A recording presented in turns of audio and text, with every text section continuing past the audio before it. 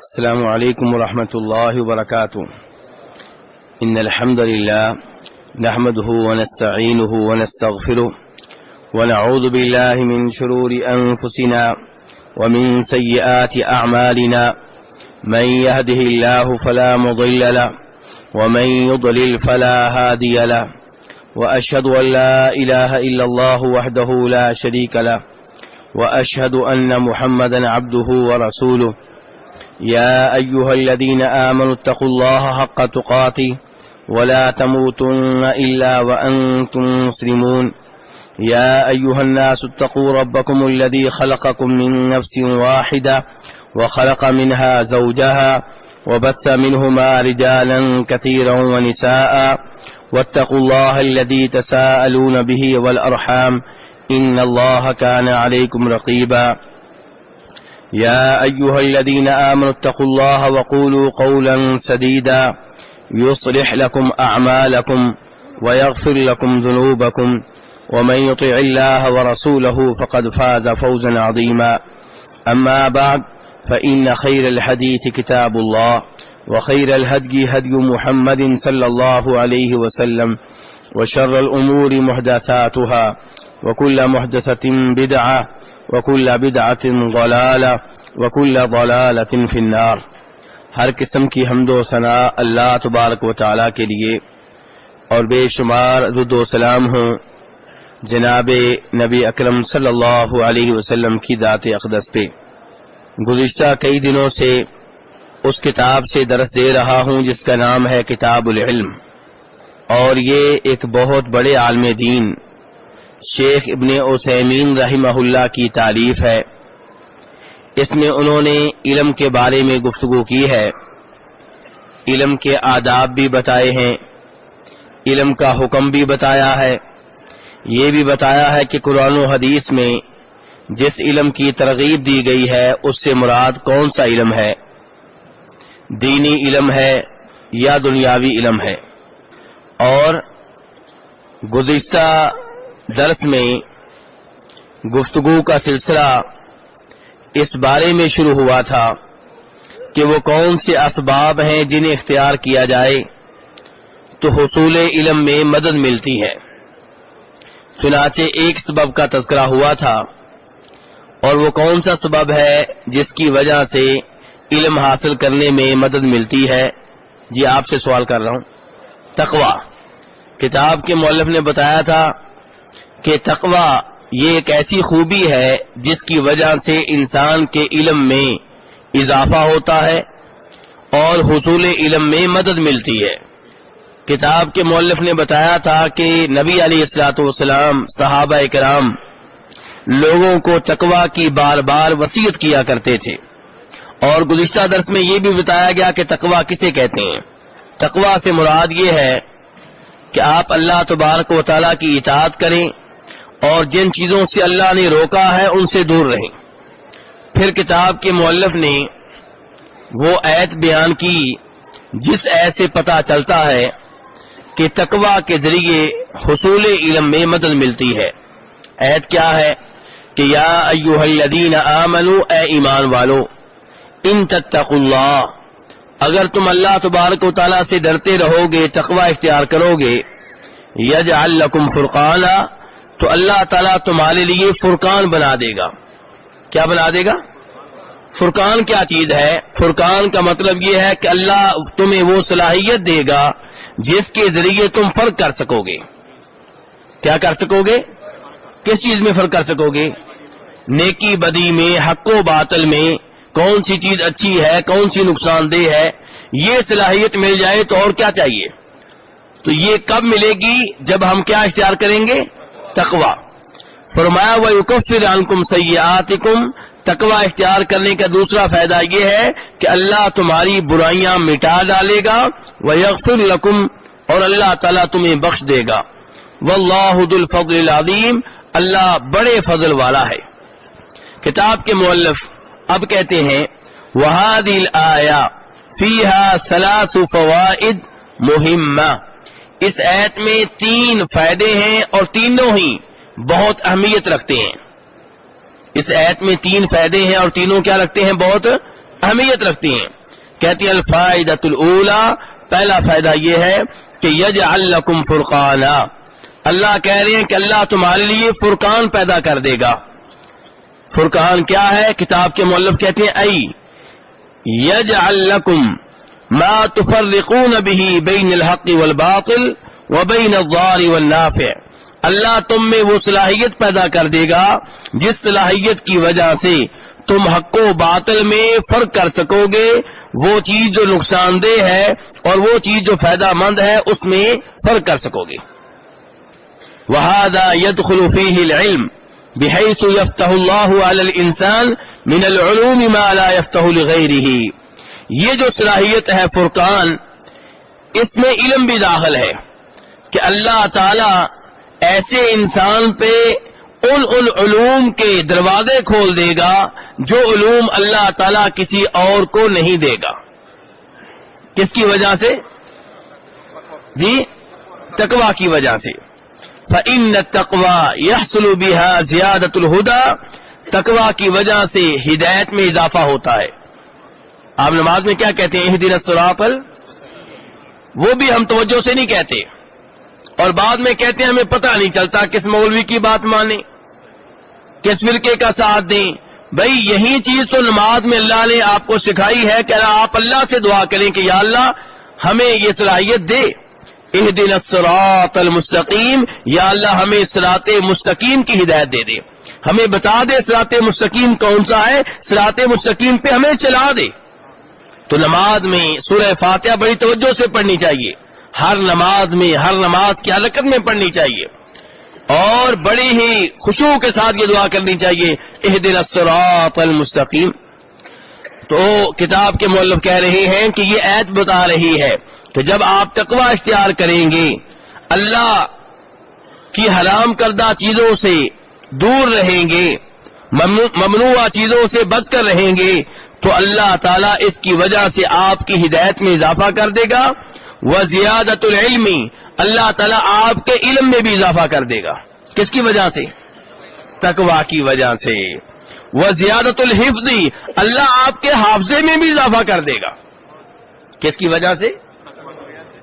صرف بادام کھانے سے حافظے میں اضافہ نہیں ہوتا.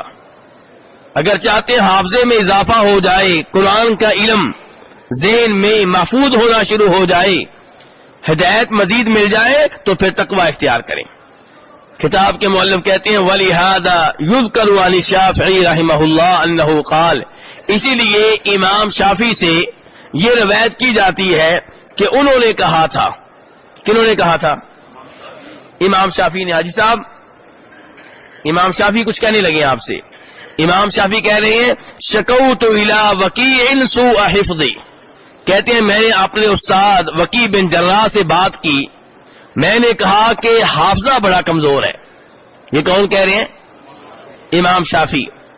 فارشدنی الی ترک المعاصی، تو میرے استاد وکیع نے میری رہنمائی کی کہ اگر چاہتے ہو کہ حافظہ تیز ہو جائے تو گناہ ترک کر دو. کیا ترک کر دو؟ گناہ ترک کر دو.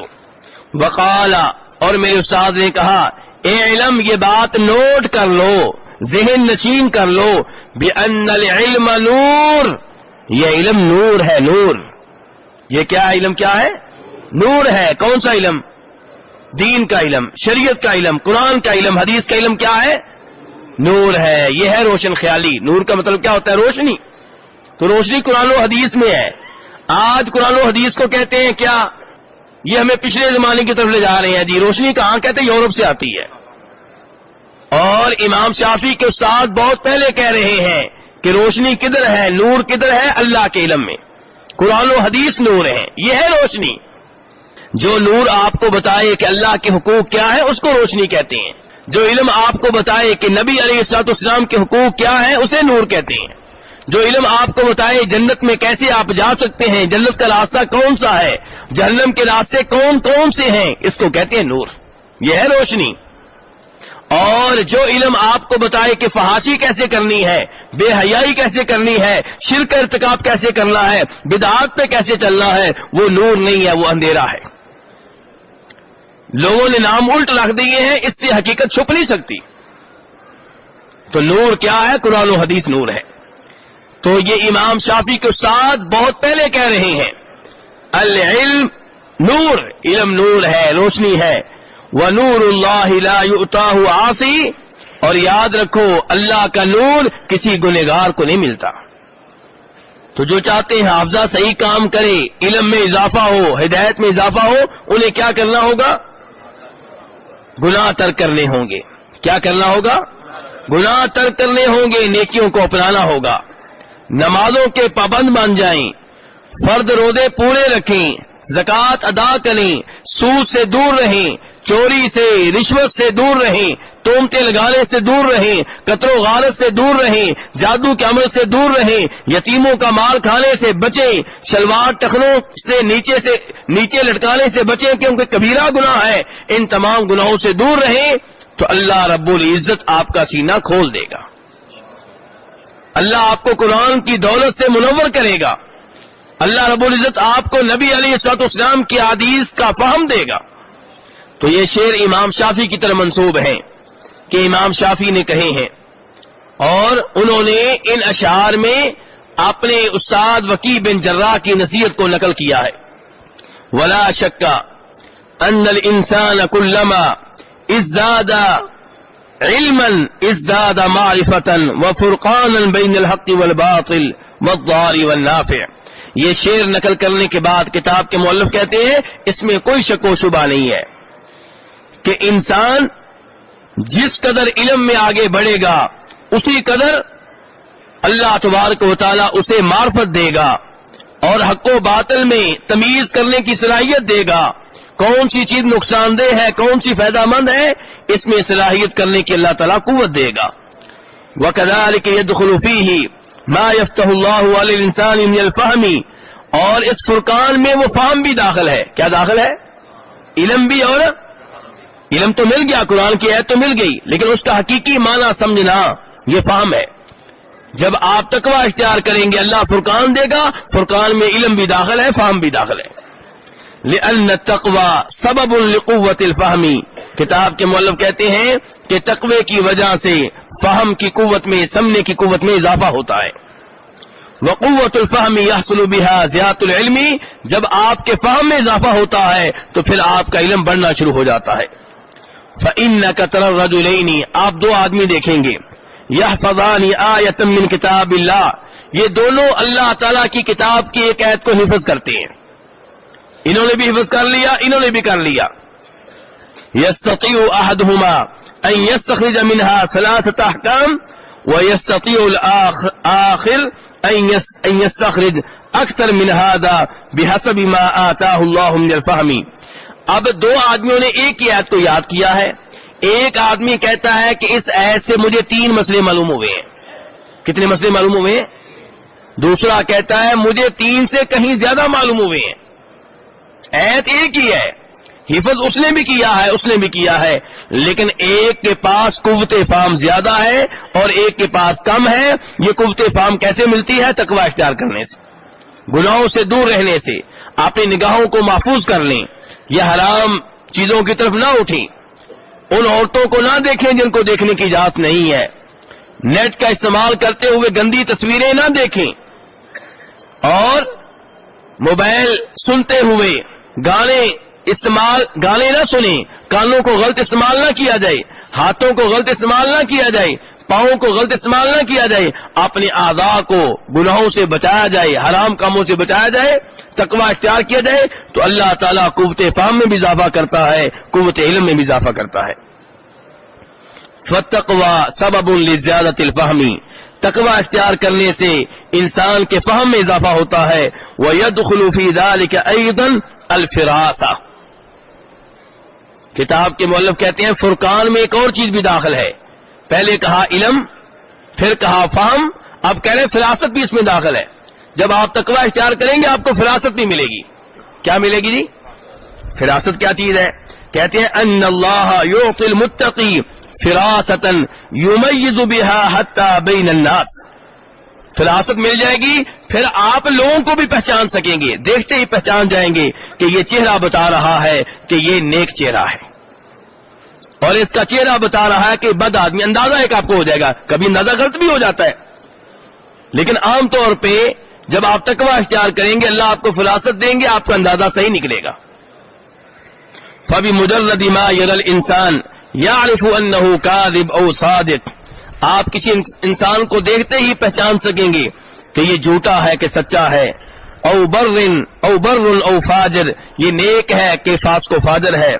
حتی انہ ربما یحکم علی الشخص وهو لم یعاشرہ. آپ کسی آدمی کے ساتھ پہلے رہے نہیں ہیں, لین دین نہیں کیا, سفر نہیں کیا, پھر بھی آپ پہچان جائیں گے کیسا آدمی ہے.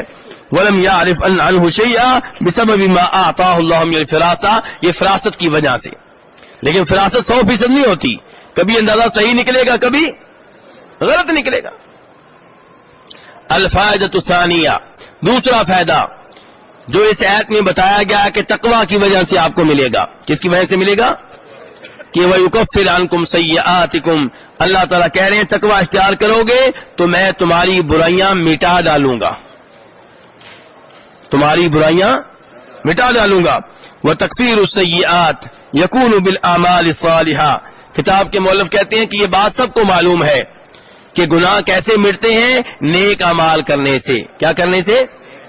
فَإِنَّ الْأَعْمَالَ الصَّالِحَةَ تُكَفِّرُ الْأَعْمَالَ السَّيِّئَةَ. نیک اعمال برے اعمال کو مٹا ڈالتے ہیں. کما قال النبی صلی اللہ علیہ وسلم, نبی علیہ الصلوۃ والسلام ایک حدیث میں فرماتے ہیں جسے امام مسلم نے روایت کیا ہے, الصلوات الخمس والجمعۃ الی الجمعہ ورمضان الی رمضان کفارۃ لما بینہما ما اجتنبت الکبائر. کہ ایک نماز کے بعد جب دوسری نماز پڑھیں, اسی انداز سے جب آپ 5 نمازیں پڑھیں اور ایک جمعے کے بعد دوسرا جمعہ بھی پڑھیں, ایک رمضان کے بعد دوسرے رمضان کے روزے بھی رکھیں, تو فرمایا اس سے دونوں کے بیچ میں جو گناہ ہوئے ہوتے ہیں وہ مٹ جاتے ہیں. شرط یہ ہے کہ کبیرہ گناہوں سے آپ دور رہیں. چھوٹے چھوٹے گناہ ویسے ہی معاف ہو جاتے ہیں. کیا کرنے سے؟ زور کے بعد عصر کی نماز پڑھی تو زور عصر کے درمیان جو گناہ ہے وہ مٹ گئے. لیکن نماز وہ ہو جو اللہ کے ہاں قبول ہو جائے. یہ بھی دھیان سے دھوکے میں نہیں رہنا. یہ نہیں کہ نماز میں آئے کوئی پتہ نہیں نماز میں کیا ہوا, جب سلام پھرا یاد آیا کہ میں تو نماز پڑھ رہا تھا. نماز وہ جو صحیح معنوں میں نماز ہوتی ہے, وہ جب ایک نماز کے بعد دوسری نماز پڑھتے ہیں تو دونوں کے بیچ میں جو چھوٹے چھوٹے گناہ ہوئے ہوتے ہیں وہ حاجی صاحب وہ کیا ہوتے ہیں؟ حاجی صاحب سو گئے, گناہ معاف ہو رہے ہیں حاجی صاحب, سونے سے نہیں, ایک نماز کے بعد دوسری نماز پڑھنے سے. اور فرمایا ایسے ہی ایک جمعہ کے بعد دوسرا جمعہ پڑھیں گے, ایک جمعے کے بعد, تو دونوں جمعوں کے درمیان جو گناہ ہوئے ہوتے ہیں صغیرہ گناہ معاف ہو جاتے ہیں. کون سے گناہ؟ صغیرہ. اور ایک رمضان کے روزے رکھیں, پھر دوسرے رمضان کے روزے رکھیں, اس سے دونوں کے بیچ میں جو چھوٹے گناہ ہوئے ہوتے ہیں معاف ہو جاتے ہیں. لیکن کبیرہ گناہوں سے پرہیز کرنا ہوگا. کبیرہ گناہ تب معاف ہوتے ہیں جب توبہ کی جائے. صغیرہ گناہ تو ایک نماز کے بعد دوسری نماز پڑھی معاف ہو گئے, لیکن کبیرہ گناہ کب معاف ہوں گے؟ جب آپ سچی توبہ کریں گے. دوسری حدیث میں آپ فرماتے ہیں جسے امام بخاری نے روایت کیا ہے, العمرۃ الی العمرہ کفارۃ لما بینہما. کہ ایک عمرے کے بعد جب آپ دوسرا عمرہ کرتے ہیں تو اس سے دونوں کے بیچ میں جو چھوٹے چھوٹے گناہ ہوئے ہوتے ہیں وہ معاف ہو جاتے ہیں, ختم ہو جاتے ہیں. تو عمرے کے بعد دوسرا عمرہ کرنا چاہیے نہیں. لیکن جو میرے بھائی بار بار آتے ہیں وہ شکایت کرتے ہیں کیا کہ محلے والے دوست احباب عمرے پہ آنے سے روکتے ہیں. کیوں جی؟ یہ محلے کی لڑکیوں کی شادیاں نہیں ہو رہی, تم عمرے پہ جا رہے ہو. یہ بھی ایک عجیب بات ہے. نبی علیہ السلام بار بار عمرہ کرنے کی ترغیب دے رہے ہیں. ابن ماجہ کی حدیث ہے, آپ فرماتے ہیں تابعوا بین الحج والعمرہ, بار بار حج عمرہ کرو, حج کے بعد پھر حج, عمرے کے بعد پھر عمرہ, حج کے بعد عمرہ, عمرے کے بعد حج, عمرے کے بعد پھر عمرہ. یہ کام کرتے رہو. فرمایا اس سے تمہارے گناہ بھی ختم ہوں گے, غربت بھی ختم ہوگی. کس سے؟ بار بار عمرہ کرنے سے, بار بار حج کرنے سے. تو نبی علیہ الصلوۃ والسلام بار بار ترغیب دے رہے ہیں کہ بار بار عمرہ کرو. اور یہ آج کے لوگ ہمیں بار بار عمرہ کرنے سے روکتے ہیں. کہتے ہیں 60,000 1 لاکھ 2 لاکھ روپیہ لگاؤ گے کیا ملے گا تمہیں؟ انہیں نہیں پتا کیا ملے گا، رب کی رضا ملے گی، گناہوں سے پاک صاف ہو جاؤں گا، ہلکا ہو جاؤں گا، اور اللہ میرے مال میں برکت ڈال دے گا۔ اچھا، یہ لوگوں کو یہ باتیں کہ فلاں کی شادی نہیں ہو رہی اور تم عمرے پہ جا رہے ہو، فلاں کا یہ نہیں ہو رہا تم عمرے پہ جا رہے ہو، یہ باتیں تب یاد آتی ہیں جب ہم کو نیکی کا کام کرنے لگتے ہیں، شیطان حرکت میں آ جاتا ہے۔ قربانی کے موقع پہ بھی ایسے ہی ہوتا ہے، کئی نام نہاد پروفیسر، وہ جی اتنے جانور ذبح ہو جائیں گے، اتنے جانور ضائع کر دو گے، خون بہا دو گے۔ اچھا، جب کہیں پہ گانا گانے کا فنکشن ہو، شادی کا پروگرام ہو، وہاں پہ کتنا خرچہ کرتے ہیں، وہاں پہ کوئی نہیں بولتا۔ گانا گانے کی تقریب ہو، بے حیائی کا پروگرام ہو، وہاں یہ لبرل لوگ نہیں بولتے۔ نیکی کے موقع پہ ان کو یہ باتیں یاد آتی ہیں، تو یہ ان میں شیطان بول رہا ہے، کیونکہ ہمارے نبی علیہ السلام تو کہہ رہے ہیں بار بار عمرہ کرو۔ ہاں، کبھی آپ عمرے پہ جا رہے تھے، اچانک آپ کو پتا چلا کہ آپ کا پڑوسی جو ہے وہ کینسر کا مریض ہے اور آپ کی مدد سے وہ بچ سکتا ہے، اس کی جان بچ سکتی ہے، تو چلے کوئی بات نہیں، آپ نے کہہ دیا اس دفعہ میں عمرے پہ نہیں جاؤں گا، اس کی مدد کر دیتا ہوں، کوئی بات نہیں، لیکن اس کو معمول بنا لینا، جب بھی عمرہ پہ جانے لگے آپ جی فلاں عورت ہے، جی اس دفعہ جان لگے تو آپ فلاں محلے کی عورت ہے، یہ تو پھر کبھی بھی عمرے پہ نہیں جانے دیں گے۔ آپ عمرے پہ بھی جائیں، تھوڑی بہت اس کی مدد بھی کریں، جو عمرے پہ نہیں جا رہا وہ بھی کرے، ضروری تو نہیں جو عمرے پہ جا رہا ہے اسی کو آپ پکڑیں جا کے۔ جو عمرے پہ نہیں جاتے کیا ان کی فیکٹریاں نہیں ہے؟ کیا وہ کاروبار نہیں کر رہے؟ کیا ان کے پاس پیسہ نہیں ہے؟ آپ عمرے والے کو نشانہ ہدف کیوں بناتے ہیں؟ تو کہنے کا مطلب یہ میرے بھائی کہ بار بار عمرہ کیا جائے، بار بار حج کیا جائے، انشاءاللہ رب بھی راضی ہوگا، گناہ بھی ختم ہوں گے، مال میں بھی اللہ برکت ڈالے گا۔ تو کتاب کے مؤلف کہتے ہیں فَالْكَفَّارَةُ تَكُونُ بِالْأَعْمَالِ الصَّالِحَةِ، کہ گناہ مٹتے ہیں نیک اعمال کرنے سے۔ کیا کرنے سے؟ وَهَذَا یعنی اس کا مطلب یہ ہوا کہ ان الانسان اذا اتقى اللہ، جب انسان اللہ سے ڈرتا ہے، متقی اور پرہیزگار بن جاتا ہے، سہل له الاعمال الصالحہ، اللہ تعالی اسے وہ نیک اعمال کرنے کی توفیق دیتے ہیں جس سے اللہ تعالی اس کے گناہوں کو مٹا ڈالتا ہے۔ تقوی اختیار کرنے سے اللہ مزید نیکی کی توفیق دیتے ہیں۔ آپ نے شاید تجربہ کیا ہوگا کہ جب انسان چند نمازیں پڑھتا ہے تو اگلی نماز پڑھنے کے لیے سہولت پیدا ہو جاتی ہے۔ آپ مغرب کی نماز پڑھیں، عشاء کی نماز پڑھیں اور رات کو دعائیں پڑھ کر سوئیں اور اللہ سے دعا کریں یا اللہ مجھے فجر کے لیے جگا دینا، جاگ آ جاتی ہے۔ اور جب آپ ایک گناہ کرتے ہیں تو پھر نیکی کرنے کی توفیق اللہ کئی دفعہ چھین لیتا ہے، پھر نیکی کرنا انسان کے لیے مشکل ہو جاتا ہے۔ اس لیے میرے بھائیو گناہوں سے بچ کر رہیں، نیک اعمال کرتے رہیں تاکہ اللہ تعالیٰ مزید نیک اعمال کرنے کی توفیق دیتا رہے۔ کتاب کے مؤلف کہتے ہیں اس آیت میں تیسرا فائدہ کیا ہے؟ اللہ تعالیٰ کہتے ہیں وَيَغْفِرْ لَكُمْ، تقوی اختیار کرو گے میں تمہاری بخشش کر دوں گا۔